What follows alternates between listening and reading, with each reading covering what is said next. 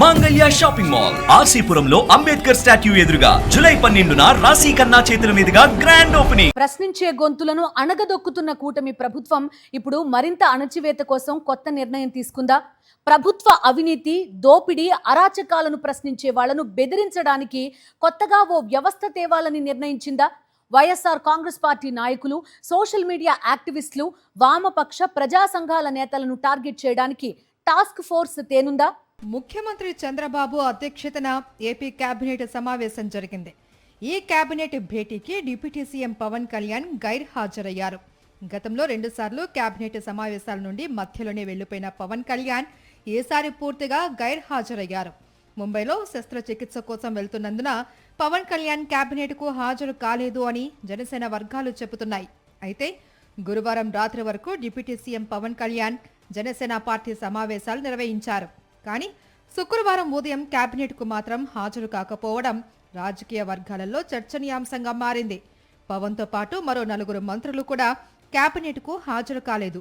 మంత్రి నారా లోకేష్ దక్షిణ కొరియా పర్యటనలో ఉండగా, నిమ్మల రామానాయుడు బెంగళూరు, కొండపల్లి శ్రీనివాస్ తిరుపతి, టీజీ భరత్ అమెరికా పర్యటనలో ఉండటంతో కేబినెట్కు హాజరు కాలేదు. ఇక కేబినెట్లో రెగ్యులర్ అజెండా కంటే పొలిటికల్ అజెండాకే ప్రాధాన్యం ఇచ్చారు.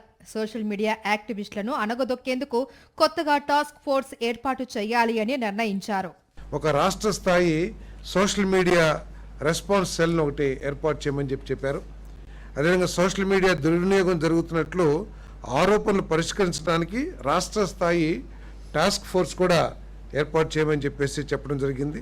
రాష్ట్రంలో ప్రభుత్వాన్ని విమర్శించి ప్రభుత్వ లోపాలను ఎత్తిచూపే సోషల్ మీడియాను పూర్తిగా అణగదొక్కాలి అనే లక్ష్యంతో కేబినెట్ ఈ నిర్ణయం తీసుకోవడంపై విమర్శలు వెల్లువెత్తుతున్నాయి.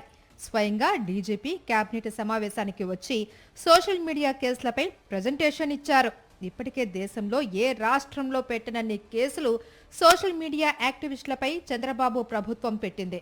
100 మందిని జైలుకు పంపేందుకు ప్రయత్నించింది. 2 ఏళ్ల పదవీ కాలం ముగిశాక ప్రజలకు చేసిన మోసంపై నిత్యం సోషల్ మీడియాలో చర్చ సాగుతుంది.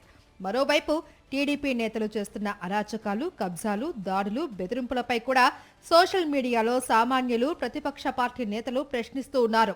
నిజాలను జీర్ణించుకోలేక అసహనంతో ప్రభుత్వం ఇప్పుడు సోషల్ మీడియాను అణగదొక్కడానికి టాస్క్ ఫోర్స్ ఏర్పాటు చేయాలి అని నిర్ణయించడంపై మాజీ మంత్రి అంబటి రాంబాబు మండిపడ్డారు. అంత సిగ్గుమాలిన పని ఇది.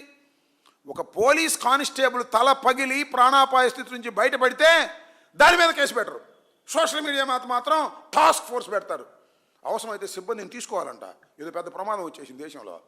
మేము ఇచ్చిన సోషల్ మీడియా కేసుల మీద మాత్రం యాక్షన్ తీసుకోరు. మా మీద మాత్రం ట్రోల్ చేస్తారు. ఎవడు భయపడతాడు నాకు అర్థం కాలేదు. మీరు డబ్బులు ఖర్చు పెట్టుకోవడం తప్ప ఎవరు భయపడేటువంటి పరిస్థితి లేదని కూడా ఈ సందర్భంగా నేను చెప్తున్నా. ఎన్ని టాస్క్ ఫోర్స్లు ఏర్పాటు చేసినా, ఎంత వేధించినా ప్రభుత్వాన్ని ప్రశ్నించడం మానేది లేదు అని వైఎస్ఆర్సీపీ స్పష్టం చేసింది.